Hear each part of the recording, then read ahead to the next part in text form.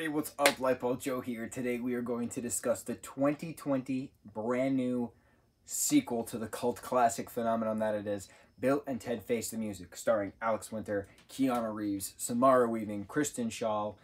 We have Bridget Bundy something. I forget her last name.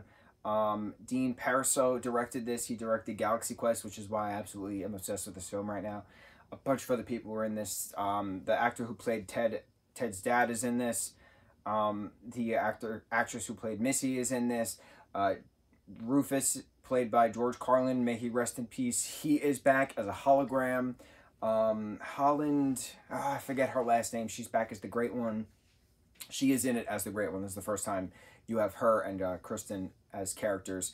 But the Great One was married to Rufus, and they have the daughter who is played by Kristen, who does things. So this movie has been wanted for so long, and it is an hour and a half long, super quick. So much happens, and the original guy who played Death, whose name I can never remember, he's back in this as well. And so at the end of the second movie, we assumed that Bill and Ted saved the world. They brought world peace because of all the headlines we saw, but then the band broke up after Death wanted solo stuff, things like that. They introduced Little Bill and Little Ted at the Battle of the Bands worldwide, so we were like, oh, okay, cool, little sons and stuff like that. Turns out that they were actually daughters, and that Bill and Ted just referred to their daughters as Little Bill and Little Ted.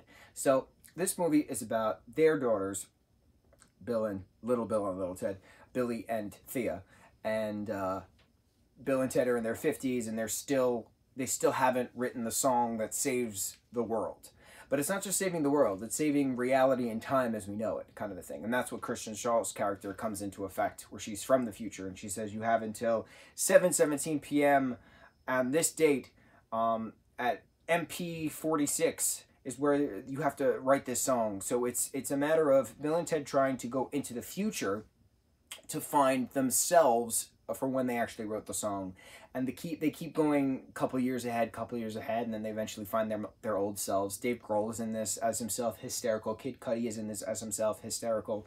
So it was fun watching Bill and Ted go into the future to face themselves, while their daughters are going back in time to grab great musicians to come up with a band, so that way they can help their dads play the song that helps save reality and time as we know it.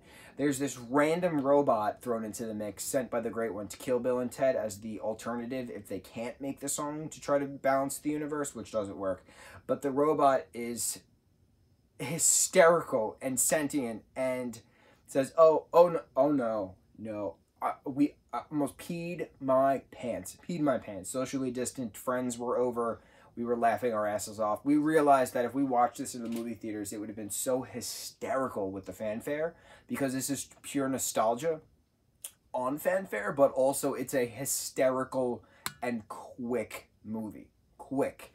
It was so entertaining watching it, especially with friends, but just watching it in general, like, I am so happy that this movie exists, and I cannot wait to watch it 1,000 more times. It has great music. You have Louis Armstrong, you have Jimi Hendrix being thrown into the mix, you have Mozart being thrown into the mix, you have Lin Lun, the flutist from 2300 BC China.